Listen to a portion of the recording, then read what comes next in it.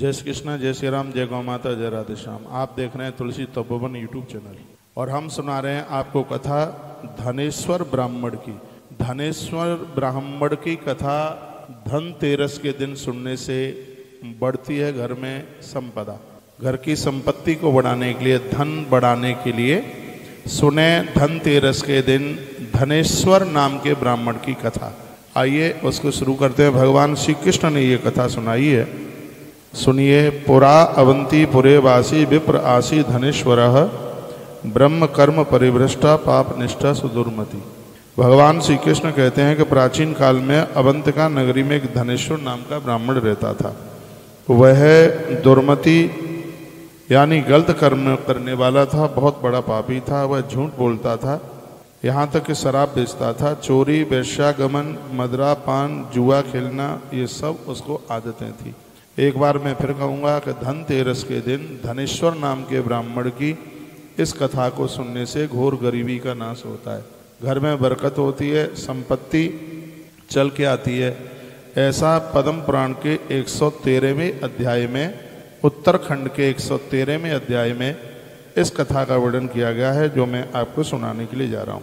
वह वस्तुओं में मिलावट करता था। धनेश्वर माहेशमती नाम की नगरी में एक बार गया। प्राचीन काल में उस नगरी के को माहेश ने बसाया था, इसलिए उसका नाम माहेशमती हुआ। वर्तमान समय में मध्य प्रदेश में इस स्थान को नर्मदा किनारे पर बसा हुआ मंडला के नाम से इसको जाना जाता है। लिखा है उस नगर के आसपास पाप नाशनी मैया नर्मदा सुशोभित होती थी। आज भी वहाँ माँ नर्मदा सुशोभित हो रही है। वही नगर है जहाँ तुलसीवन आश्रम ने तुलसी तपोवन गौशाला का निर्माण किया है। वहीं पर अनेक गांवों से आए हुए कार्तिक व्रत करने वाले मनुष्यों को वहाँ पर उसने ठग लिया। 1 महीने के लिए वो लोग आए थे कार्तिक में, तो उनसे चीज़ें बेचते हुए इसने बहुत उनसे धन पैसा लिया। वो लोग आए थे, उनमें कुछ लोग ऐसे थे जो पुराण पढ़ते थे। इसने बैठकर उन पुराणों को सुना, गायन हो रहा था, वाद्य बज रहे थे, वो सब इसने सुना। धनेश्वर उत्कंठित होकर के विभिन्न स्थानों पर ये देखता हुआ, आनंद मनाता हुआ वैष्णवों के दर्शन करना, अब उनके चरण स्पर्श करना और उनके प्रवचनों को सुनना इसकी आदत बन गई थी। इस तरह से वहाँ 1 मास तक रहा। उसके बाद जब कार्तिक व्रत का उद्यापन किया जा रहा था तो उसने भक्तों द्वारा भगवान विष्णु के जागरण में भी भाग लिया। उसके बाद सूर्यास्त के समय पूर्णमासी को अनेक प्रकार के पूजन आदि को उसने देखा। उसने देखा कि व्रत करने वाले ब्राह्मण भोजन तथा दीपदान भी कर रहे हैं। चूँकि इसी दिन शिवजी ने त्रिपुर का दहन किया था, इसलिए भक्त इसी तिथि को बहुत ज़्यादा महोत्सव मनाते हैं, पूर्णिमा को, जिसे कार्तिक पूर्णिमा के नाम से जाना जाता है। जो मुझसे और शिवजी से बुद्धि भेद करता है उसके तो सारे पुण्य ही विफल हो जाते हैं, भगवान श्री कृष्ण बोले। वहाँ पर नृत्य इत्यादि देखते हुए धनेश्वर वहाँ घूम रहा था। उसी समय काले सर्प ने उसे काट लिया और वह मूर्छित होकर के गिर पड़ा। लोग उसको गिरे हुए देखकर करुणा युक्त होकर परस्पर में कहने लगे और उसके मुख में तुलसी मिश्रित जल उसके मुंह में डाल दिया।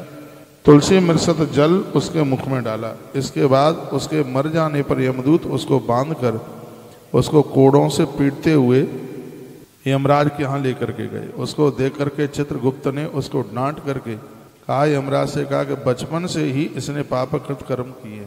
चित्रगुप्त ने कहा कि नैवास्य दृश्यते किंचित दावाल्यास कृतम क्वचिद दुष्कृतम शक्यते वक्तुम सतई वर्षन भास्करे।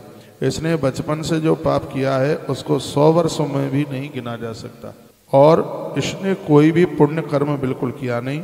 हे स्वामिन, मालूम पड़ता है कि यह बहुत बड़ा पापी है, अतः इसको पूरे कल्प भर तक नरक में इसको पकाया जाए।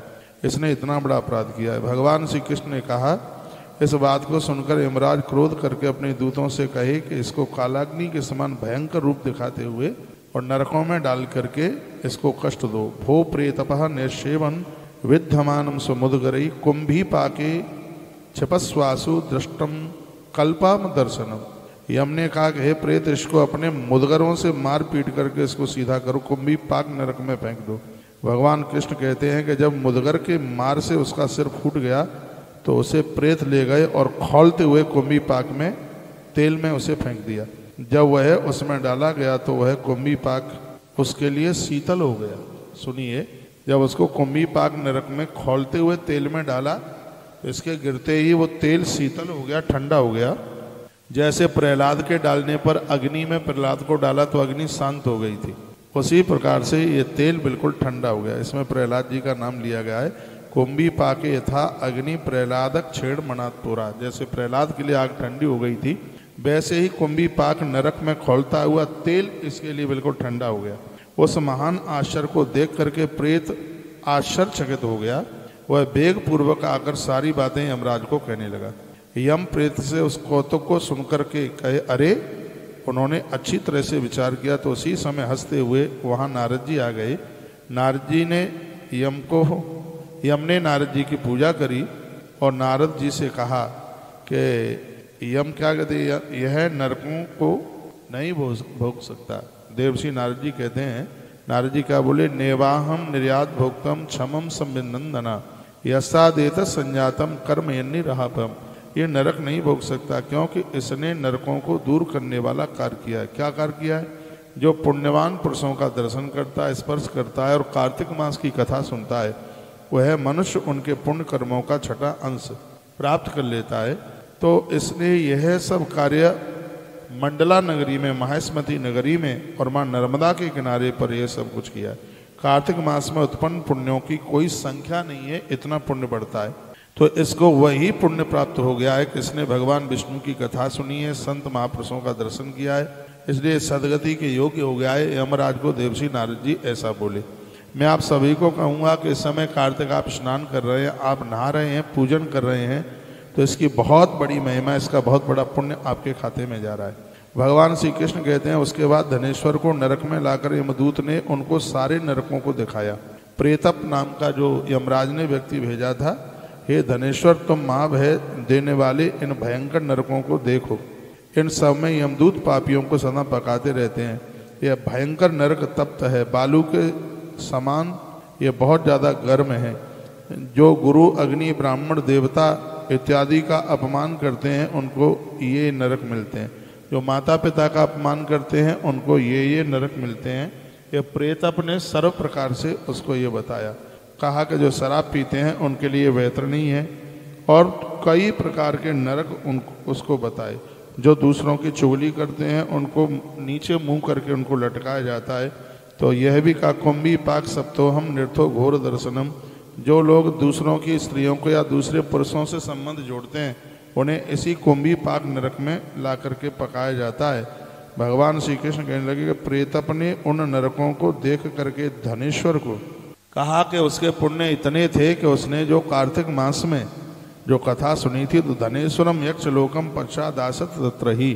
तत्पश्चात वर्णन किया गया है कि जब उसने उन अपराधियों को देखा तो उसने एकदम देहली पर खड़े होकर के ये कह दिया, यदि मुझसे कोई शुभ कर्म हुआ है तो नरक में इन पड़े हुए सभी लोगों को मुक्ति मिल जाए। और ऐसा कहते ही भगवान के धाम के लिए वो सब नरक में बसने वाले लोग जाने लगे। तो इससे उसके पुण्य और ज़्यादा बढ़ गए।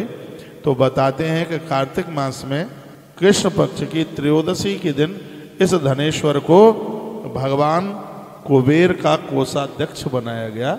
इस ब्राह्मण धनेश्वर को कुबेर का कोषाध्यक्ष बनाया गया। लिखा है, धन दस्यानुगः सोवम धन यक्षेत संस्मृतम यदा ख्याय करो तीर्थम अयोध्या यातु गादेजा। विश्वामित्र जी कहते हैं कि यह वही धनेश्वर है जिसके नाम से अयोध्या में भी एक कुंड, एक तीर्थ बनाया गया। कहा गया कि धनतेरस के दिन इसको भगवान कुबेर का एक प्रमुख कोषाध्यक्ष बनाया गया। जो इस कथा को सुनते हैं, धनेश्वरम यक्ष लोके पश्चासीत तत्र ही। यक्ष लोक का कुबेर और उसकी संपदा को देखने वाला, उसको संभालने वाला यही धनेश्वर ब्राह्मण था। धनतेरस के दिन जो भी इस कथा को सुनेंगे, जो भी इस कथा को सुनाएंगे, निश्चित रूप से इसमें वर्णन है, उन लोगों की घोर गरीबी समाप्त हो जाएगी। कार्तिक महीने में इस कथा को सुनने का बहुत बड़ा महत्व है। यह मुक्ति को देने वाली कथा है, मुक्त करने वाली कथा है। इसके व्रतों को देखने मात्र से अनेक प्रकार के पाप समाप्त हो जाते हैं। मनुष्य मुक्ति प्राप्त कर लेता है, घोर गरीबी का नाश कर लेता है। और ये धन त्रयोदश के दिन जो इस कथा को सुनते हैं, इस कथा की अपने आप में बहुत बड़ी महिमा है। परदारा परद्रव्य परद्रोवरता सदा, जो पराई नारी पराय पुरुष पराय द्रव्य का जिसने हरण किया, इतना बड़ा अपराध जिससे हुआ है, धनतेरस के दिन धनेश्वर की कथा सुनने से वह जीव सभी पापों से मुक्त हो जाता है। बोलिए कुबेर भगवान की जय हो, आज के आनंद की जय हो। तो ये कथा हमने आपको धनतेरस के दिन ये कथा आपको सुनाई है। बहुत बहुत धन्यवाद। वीडियो को आगे भी जरूर भेजिए। जय श्री कृष्ण, जय श्री राम, जय गौ माता, जय राधे श्याम। जय श्री कृष्ण, जय श्री राम, जय गौ माता, जय राधे श्याम। आप देख रहे हैं तुलसी तपोवन यूट्यूब चैनल और हम सुना रहे हैं आपको कथा धनेश्वर ब्राह्मण की। धनेश्वर ब्राह्मण की कथा धनतेरस के दिन सुनने से बढ़ती है घर में संपदा। घर की संपत्ति को बढ़ाने के लिए, धन बढ़ाने के लिए सुने धनतेरस के दिन धनेश्वर नाम के ब्राह्मण की कथा। आइए उसको शुरू करते हैं। भगवान श्री कृष्ण ने ये कथा सुनाई है, सुनिए। पुरा अवंती पुरे वासी विप्र आसी धनेश्वरः ब्रह्म कर्म परिभ्रष्टा पाप निष्ठा सुदुर्मति। भगवान श्री कृष्ण कहते हैं कि प्राचीन काल में अवंतिका नगरी में एक धनेश्वर नाम का ब्राह्मण रहता था। वह दुर्मति यानी गलत कर्म करने वाला था, बहुत बड़ा पापी था। वह झूठ बोलता था, यहाँ तक कि शराब बेचता था। चोरी, वेश्यागमन, मदरा पान, जुआ खेलना, ये सब उसको आदतें थी। एक बार मैं फिर कहूँगा कि धनतेरस के दिन धनेश्वर नाम के ब्राह्मण की इस कथा को सुनने से घोर गरीबी का नाश होता है, घर में बरकत होती है, संपत्ति चल के आती है। ऐसा पद्म पुराण के 113वें अध्याय में, उत्तरखंड के 113वें अध्याय में इस कथा का वर्णन किया गया है, जो मैं आपको सुनाने के लिए जा रहा हूँ। वह वस्तुओं में मिलावट करता था। धनेश्वर माहेशमती नाम की नगरी में एक बार गया। प्राचीन काल में उस नगरी के को माहेश ने बसाया था, इसलिए उसका नाम माहेशमती हुआ। वर्तमान समय में मध्य प्रदेश में इस स्थान को नर्मदा किनारे पर बसा हुआ मंडला के नाम से इसको जाना जाता है। लिखा है उस नगर के आसपास पाप नाशनी मैया नर्मदा सुशोभित होती थी। आज भी वहाँ माँ नर्मदा सुशोभित हो रही है। वही नगर है जहाँ तुलसीवन आश्रम ने तुलसी तपोवन गौशाला का निर्माण किया है।